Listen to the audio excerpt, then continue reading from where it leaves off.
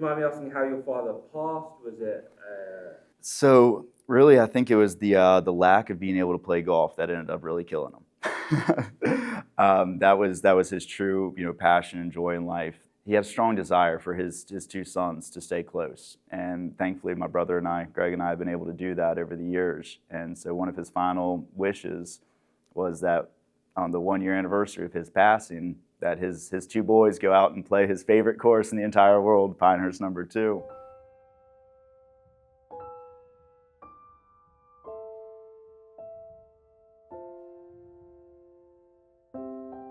Since I could walk, I remember having a golf club in my hands. So easily before the age of 5, I was getting into it and playing.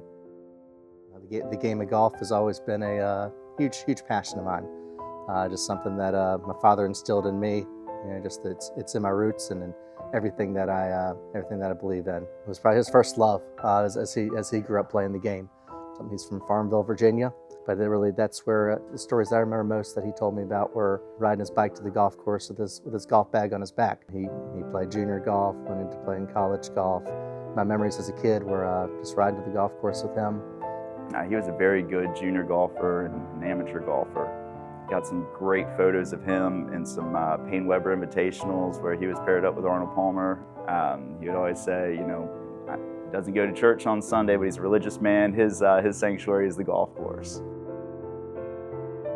He passed away on February 7th, 2024. We did know in the last few months he had a rough go of things in his 70s. He passed away at the age of 79. His last wish was really was 2 parts. The first part was for his 2 sons to go to the U.S. Open together at Pinehurst. Pinehurst is his favorite place in the world. Pinehurst No. 2 is his favorite golf course in the world. For his 2 sons to spend Father's Day together there in remembrance of him. The second part was that he did want his 2 sons to go play Pinehurst No. 2 on the 1-year anniversary of his passing together, just the 2 of us.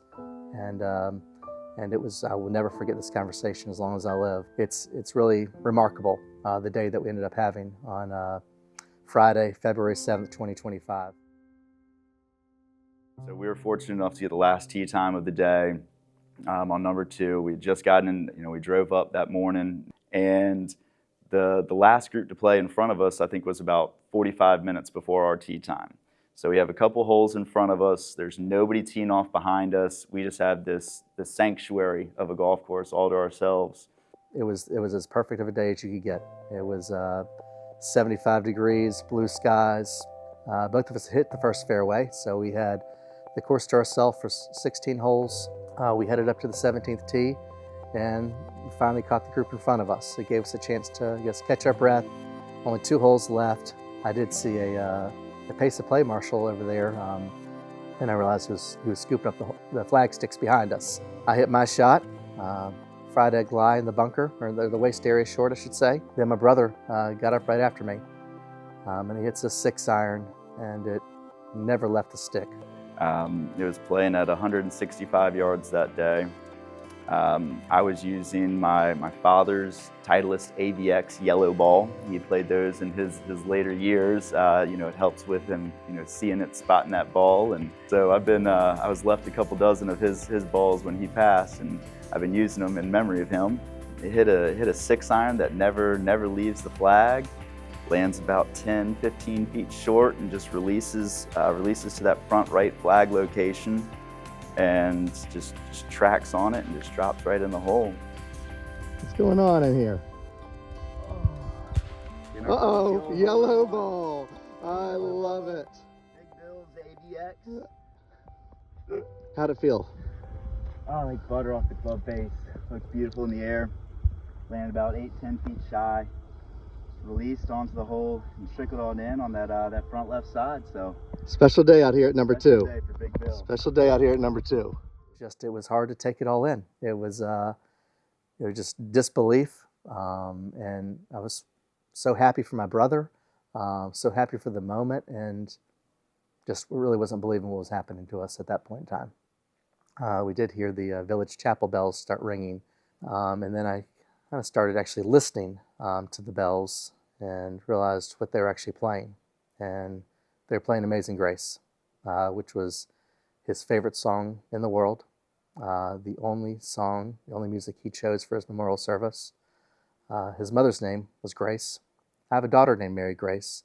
It all attaches back to this incredible song. Kent's out here just to the hole-in-one here on number 17 at number 2, and we got the church bells playing Amazing Grace for us out here. What a moment. Really can't believe what just happened. Well, even though he wasn't there physically, it felt, with the bells playing, his song, like, excuse me, like it really felt like he was there to be able to witness it. And, it's been, it's been a hard year, missing him. He and I were very close. So after rounds of golf, it's real hard because I want to call him. I want to talk about what I did good, where I struggled throughout the day, and get his wisdom and his insights, and share those stories and those moments. And didn't feel like I had to after play number 2, because the signs show with the bells playing. He saw that round. He got to see his boys playing together again. Definitely felt his presence there. Those who just think it's a coincidence, all coincidences. Some may feel that way, but it's much deeper than that to the Hubbard boys, I'll tell you that. We're still trying to make sense of what happened. I don't know if we'll ever quite get there. I will say I've thought about Father a lot over the last couple weeks since it happened. Just the magic of the moment. You could feel his presence there, where it was definitely, he guided that shot is what I feel like. There's no way to describe it. And that song being played on his course, it really felt that was a sign that he was watching us that day. His favorite thing about Pinehurst is really the people. It's a community that's just all about golf. It's in its fabric. It's what it stands for. I don't know if we're ever gonna quite understand the magnitude and the gravity of really what did happen. But the one thing I do know is if anybody ever doubted, that was Bill Hubbard's home there in Pinehurst number 2. There are no doubts anymore. That's his home, and it will be forever.